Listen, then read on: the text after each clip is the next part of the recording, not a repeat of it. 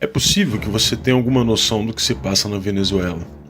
Você provavelmente acredita que por lá existe um poder autocrático, onde o ditador impõe suas determinações por meio de militares ou da justiça devidamente aparelhada. Mas não é bem assim. E o que você vai ver agora mudará sua forma de enxergar as coisas. E se você assistir até o fim, provavelmente perceberá que um sistema muito semelhante começa a se instalar no Brasil. Na Venezuela, alguns grupos operam como proprietários de suas áreas. São os coletivos.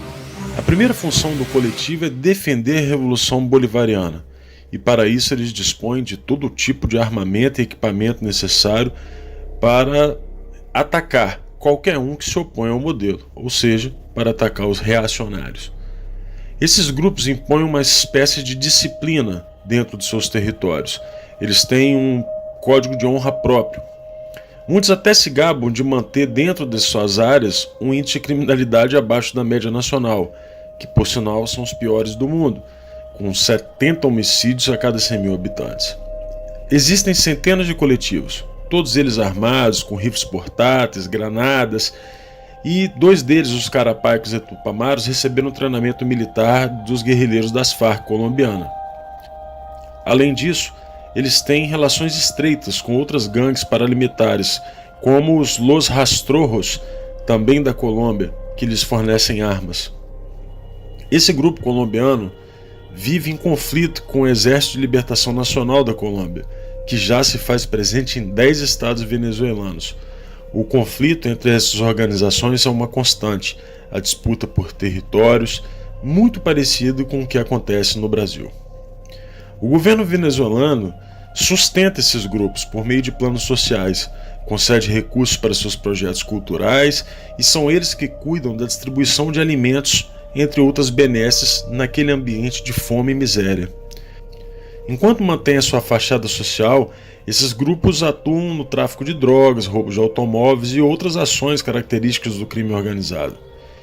Quem começou tudo isso foi Hugo Chávez, que financiou e permitiu que esses grupos crescessem nos bairros pobres do país. Nicolás Maduro herdou esse sistema, e os grupos que não estão sob seu controle estão sob o controle de 2 figuras sombrias do regime: Diosdado Cabello, acusado de ser um barão do narcotráfico da América Latina, e Fred Bernal, atual chefe nacional dos comitês locais de abastecimento e produção. Desde 2014, esses grupos mantêm uma função de reprimir as mobilizações lado a lado com a polícia militar do chavismo. O número de assassinatos praticados por esses grupos é incalculável. Em entrevista ao New York Times, o criminologista Fermín Marmol Garcia disse que, se a revolução perder a presidência amanhã, os coletivos se tornarão imediatamente uma guerrilha urbana, ou seja, não tem retorno. Os coletivos mais conhecidos são o Movimento Revolucionário de Libertação Carapaica, que usam vestimentas militares e escondem o rosto, e o seu líder é o comandante Murat. Suas armas incluem M4, rifles FAL, e são considerados um dos 2 grupos mais perigosos. O segundo grupo mais perigoso é o La Pedrita, que nasceu em 1985 por Carlos Ramírez Valentim. São responsáveis por inúmeros homicídios. Outro grupo conhecido é os Los Tupamaros, é uma organização de tendência marxista-leninista que herdou o nome do grupo guerrilheiro uruguaio sob o lema Comuna ou Nada. Esse grupo é apontado como o principal repressor dos protestos de oposição ao regime de Maduro. Existe a Coordenadoria Simón Bolívar, que atua em Caracas e se autoproclama um dos coletivos fundadores do regime. O coletivo Alexis Vive é conhecido por suas ações armadas e recentemente atacou as instalações do maior sindicato empresarial do país.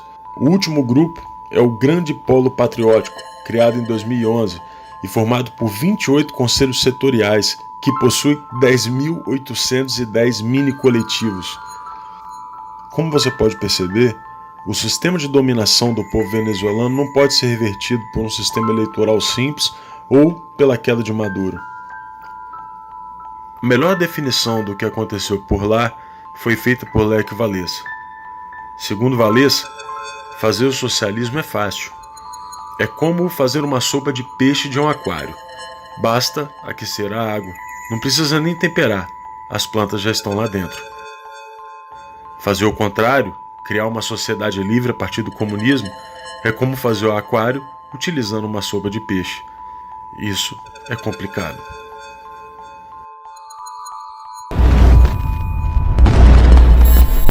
E venha, isso é com isso que eu vou terminar, venha Bolsonaro, venha que nós vamos organizar a rapaziada da periferia e nós vamos ver quem é que vai resolver essa parada.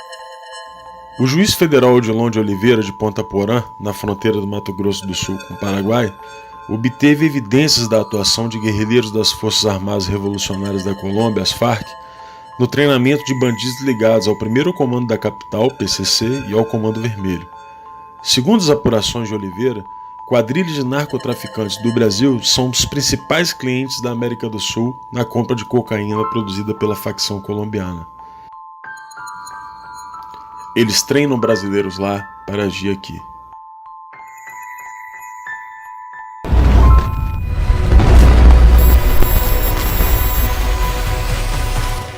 A revolução do lumpenproletariado já está em andamento no Brasil. O lumpenproletariado, esse produto passivo da putrefação das camadas mais baixas da velha sociedade, pode, às vezes, ser arrastado ao movimento por uma revolução proletária. Todavia, suas condições de vida o predispõem a vender-se à reação. Karl Marx. Você consegue se lembrar do Brasil antes de 2002? Pois é, não existiam cracolândias por aqui. A partir da vitória de Lula, a droga derivada da cocaína tomou conta do país, escravizando um número imensurável de brasileiros.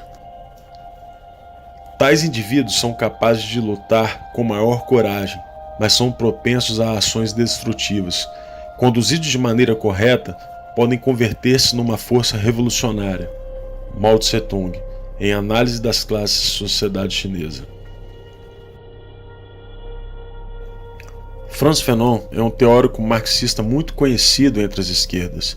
Seguidor do maoísmo, é proponente de uma revolução mundial, razão pela qual ações muito semelhantes acontecem em todos os lugares onde o comunismo possui seus tentáculos. É dentro dessa massa da humanidade, esse povo das favelas, do núcleo do lumpesinato, que a rebelião vai encontrar o seu ponta de lança urbano. Venha Bolsonaro, venha que nós vamos organizar a rapaziada da periferia e nós vamos ver quem é que vai resolver essa parada. Este lumpenproletariado é como uma horda de ratos. Você pode chutá-los e jogar pedras neles, mas, apesar de seus esforços, vão continuar roendo as raízes da árvore. O lumpenproletariado, uma vez que é constituído, traz todas as suas forças para pôr em risco a segurança da cidade. E é o sinal da decadência irrevogável, a gangrena sempre presente do coração do sistema colonial. Aqui no Brasil, a gente reagiu. Fomos às ruas e exigiu o fim de um governo que estava corroendo a nossa sociedade por dentro. E conseguimos uma vitória singela, mesmo que os revolucionários tivessem tentado impedir de todas as formas. Acontece que a revolução lumpenproletariada estava em andamento por aqui, e não será fácil reconstruir um aquário a partir de uma sopa de peixe deixada pelo petismo. Você então se pergunta como podem haver banqueiros, artistas, intelectuais e membros da elite que não conseguem perceber esse tipo de situação e ainda assinam manifestos junto com Ciro Gomes, que, como já vimos, tem exata noção do que está acontecendo. E para isso, Karl Marx também tem uma explicação. A aristocracia financeira, tanto no modo de obter seus ganhos quanto no modo de desfrutar deles, nada mais é que o renascimento do lumpenproletariado nas camadas mais altas da sociedade burguesa. O lumpenproletariado não está limitado aos drogados, bandidos, famigerados da classe marginalizada. Estão nos poderes, nas corporações, na mídia e no judiciário. Veja que até as opiniões de alguns jornalistas conhecidos têm mudado. Isso acontece de acordo com a mudança de quem banca os seus contra-cheques. São as pércoras do jornalismo, ou os degenerados da informação. No judiciário, do mesmo modo, um número cada vez maior de criminosos é colocado nas ruas. Parte deles para alimentar a massa revolucionária, e outros vinculados justamente aos grupos que tratamos há pouco. Tudo isso é feito às claras, não existe segredo. Preciso que a gente denuncie isto. Que a gente anteveja esse tipo de manobra. Porque não se pode fazer isso com o Supremo Tribunal Federal. Agora eu vou dar uma desperto e vou conseguir a decisão do aborto. De preferência, na turma com 3 ministros. Aí a gente faz um 2-1. E deixa de fora desse seu mau sentimento. Você é uma pessoa horrível. Uma mistura do mal com atraso e pitadas de psicopatia. Isso não tem nada a ver com o que está sendo julgado.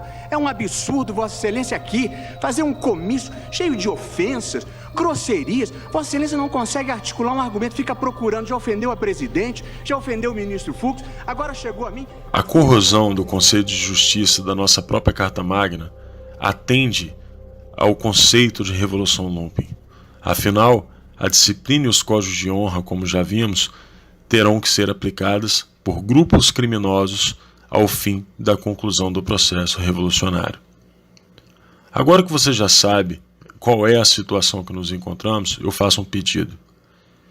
Não desista do Brasil.